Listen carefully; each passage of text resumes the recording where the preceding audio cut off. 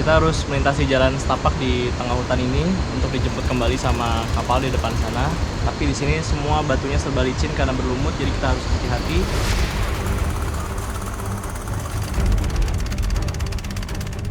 Modalnya besar nggak, Bu? Besar juga. Ini habis 3 jutaan kan. Untuk bibit-bibitnya 5 ya. Bisa balik modal, Bu? Bisa. Menunggu lama. Iya, pasti. Dibandingkan belanja, lebih banyak belanja sayur apa ambil dari hutan? Iya. Hitung-hitung ya hemat ya, Bu. Iya. Di saat harga sekarang lagi naik, berarti Ibu lebih baik ambil di hutan aja. Iya. Semoga jalan kami diperbaiki, bisa jalan darat, nggak lagi main air kami. Takut kali kami sama air kalau udah besar.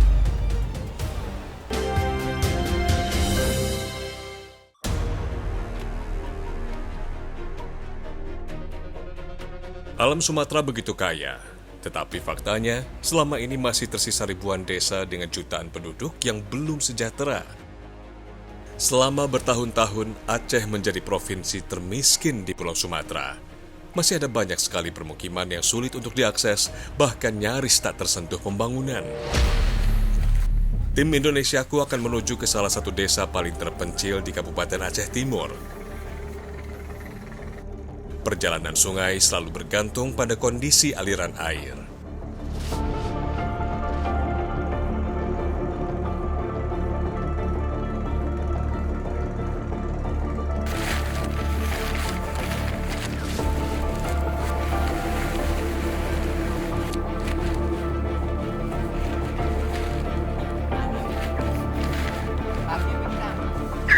Di Kecamatan Simpang Jernih masih ada beberapa desa yang hanya bisa diakses dengan transportasi sungai. Jadi kapal-kapal ini akan membawa kita untuk menuju ke desa-desa di sana. Nanti kita akan lihat seperti apa kehidupan mereka dan bagaimana mereka bisa bertahan tanpa akses jalan darat dari dan menuju ke desa.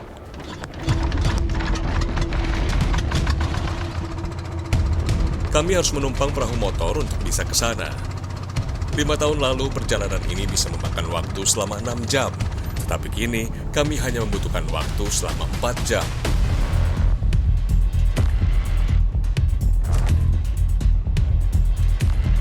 Jika air sedang naik, maka perjalanan menuju ke desa di area hulu bisa memakan waktu lebih lama.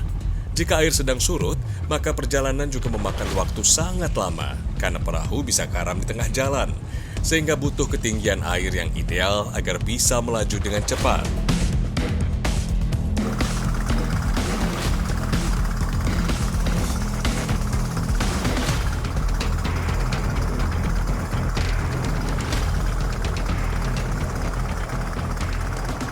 Ini riamnya terlalu berbahaya untuk kita terus menuju ke hulu karena kita tidak mungkin untuk setengah perahu ini dengan barang-barang untuk melanjutkan ke hulu karena terlalu berat.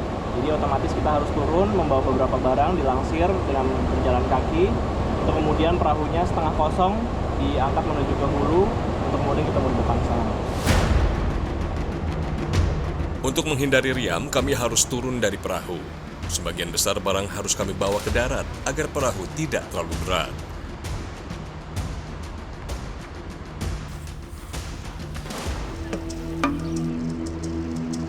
Kami harus berjalan kaki sejauh 500 meter di tengah hutan, meniti langkah demi langkah untuk menuju ke titik penjemputan kapal. Jalan setapak ini memang biasa dilalui warga jika harus turun dari kapal untuk menghindari riam yang terlalu besar.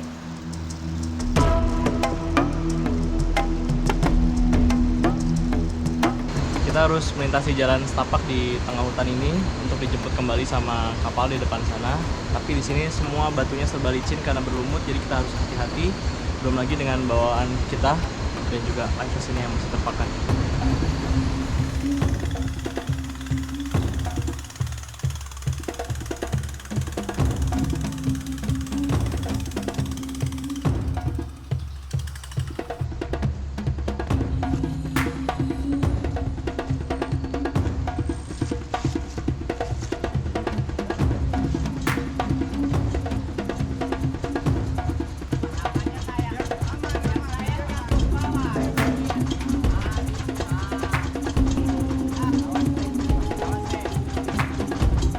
Jika perahu membawa beban berat, maka badan perahu bisa terbentur dengan batu-batuan besar di sungai.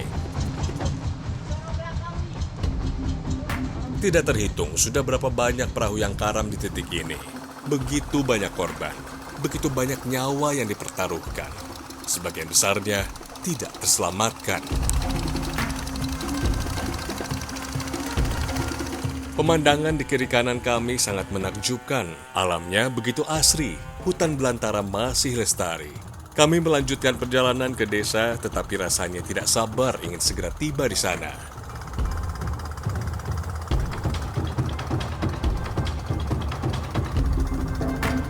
Tidak terbayang jika ada warga yang pergi dalam kondisi darurat dan harus melalui perjalanan seperti ini.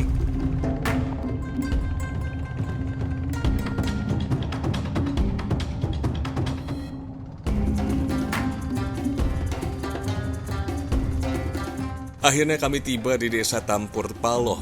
Rasanya lega sekali.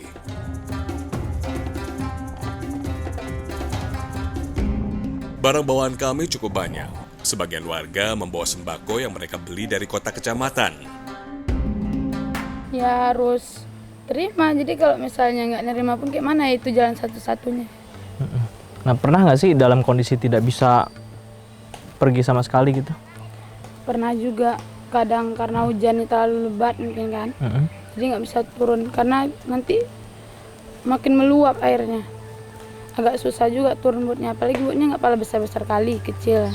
Dia agak susah lewati batu-batu yang tengah tadi. Terus kalau misalnya nggak bisa keluar tuh gimana? Kalau nggak bisa keluar, ya tunggu surut dulu airnya baru pergi ke kota misalnya. Berapa lama tuh? Paling 2 hari.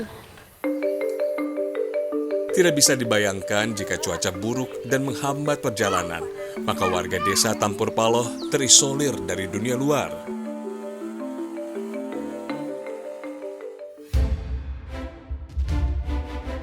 Desa Tampur Paloh terletak di tengah hutan belantara. Hasil alamnya berlimpah karena tanahnya sangat subur.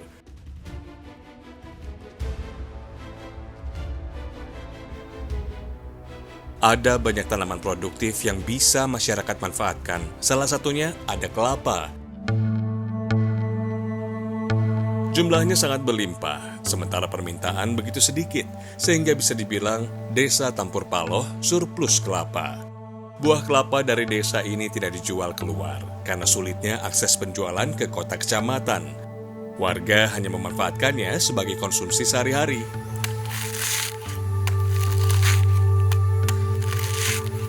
Selain diminum airnya, buah kelapa dapat diolah menjadi berbagai jenis makanan. Para perempuan di sini biasa membuat kue dari daging buah kelapa. Tidak perlu banyak bumbu tambahan. Olahan ini sangat sederhana.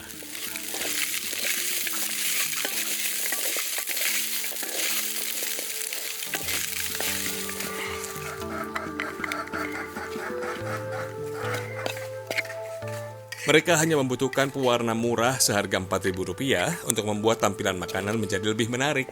Buah kelapa yang dimasak akan menjadi gurih dan manis. Warga menjualnya dalam sebungkus plastik berukuran kecil karena akan dijual murah. Namanya Kramilungi. Dijual dengan harga Rp1.000. Kramilungi, Kramilungi. 1.000, Sarah, 1.000. Meski harganya murah, yang penting seluruhnya laku terjual. Hasil penjualan Kramilungi nantinya akan dibelikan kebutuhan sehari-hari seperti lauk harian warga. Wah, dulu. Bridget, Mak. Bridget. Itu ibu belikan apa nantinya? Belikan minyak goreng, beli sabun untuk kebutuhan di rumah. Cukup itu ya? Cukup. Prosesnya lama ya? Lama. Kalau selain kelapa, ibu kerja apa lagi biar dapat uang? Selain kelapa nih, ke ladang kadang kan pagi kita ke ladang, sore jualan. Oh gitu ya. Jadi ibu hari-harinya nih penuh sekali jadwalnya nih supaya bisa dapat uang ya? Iya.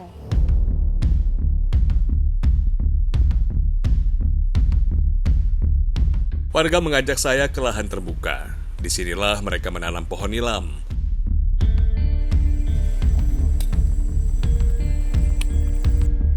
Luas kebun nilam ini hampir 1/2 hektar. Mengurusnya tidak sulit. Namun tidak bisa dibilang mudah karena ada beberapa kendala yang masih dialami oleh warga.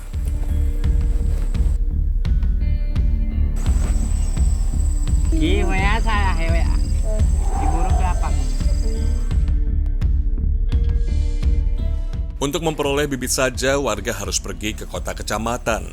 Belum lagi harga yang mereka dapat tentunya mahal karena disertai ongkos yang berlipat ganda. Beruntung sekali masyarakat di sini punya lahan yang melimpah untuk menanam nilam sebagai salah satu bahan dasar parfum termahal di dunia. Tapi nyatanya itu belum mampu menyejahterakan kehidupan mereka. Dalam setahun, warga bisa memanen nilam maksimal 2 kali. Sekali panen, mereka bisa mendapatkan 30 hingga 40 karung daun nilam. Ada hamanya. Apa? Ini dia daunnya rontok sendiri kan. Pernah ibu gagal panen? Pernah. Terus gimana? Kalau misalnya gagal panen, ganti bibit atau bisa diperbaiki? Bisa kita perbaikin, bisa kita beli tanam ulang dia. Beli bibit baru kan, beli pupuknya. Tapi dari kota ya?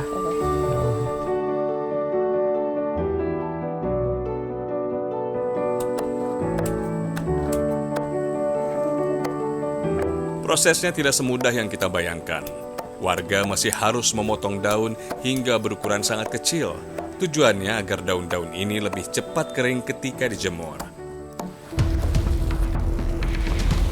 Jika cuaca cerah, warga hanya perlu menjemur daun nilam selama 2 hari. Tetapi jika matahari tidak bersinar maksimal, daun nilam bisa dijemur hingga 5 hari.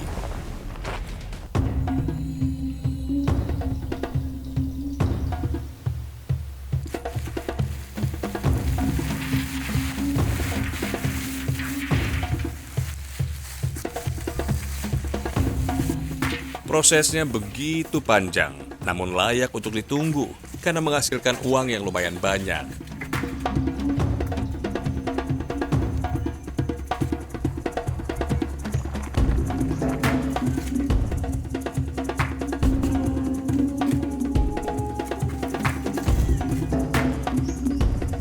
Harga satu botol minyak nilam mencapai Rp160.000.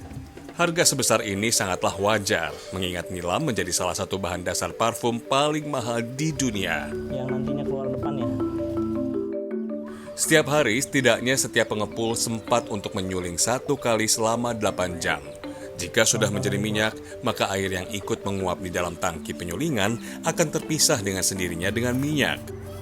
Sekali menyuling, warga hanya bisa mendapatkan 5 hingga 6 ons minyak. Itu pun merupakan hasil paling maksimal, mengingat ukuran ketel milik warga tidak berukuran besar seperti ketel penyulingan minyak pada umumnya. Ini banyak nggak sih Bu tetangga-tetangga yang bikin ini? Banyak. Banyak ya? Modalnya besar nggak Bu? Besar juga. Itu butuh, ini habis 3 jutaan kan. Untuk bibit-bibitnya 5 ya, habis 5 jutaan. 5 juta. Sampai nanam, manen kan kadang Bisa balik modal Bu? bisa. Ini nunggu lama. Iya pasti. Pada tahun 2019, harga nilam sempat menyentuh angka Rp700.000. Sayangnya, harga setinggi itu hanya bertahan beberapa bulan akibat macetnya alur ekspor-impor di kala pandemi COVID-19. Tingginya harga jual minyak nilam yang berpotensi bisa menyejahterakan warga masih harus berjuang melawan besarnya ongkos transportasi dan sulitnya pemasaran. Andai saja pemerintah bisa membantu menyalurkan potensi kebun desa Tampur Paloh, tentu masyarakat akan dapat segera merasakan apa arti kata sejahtera.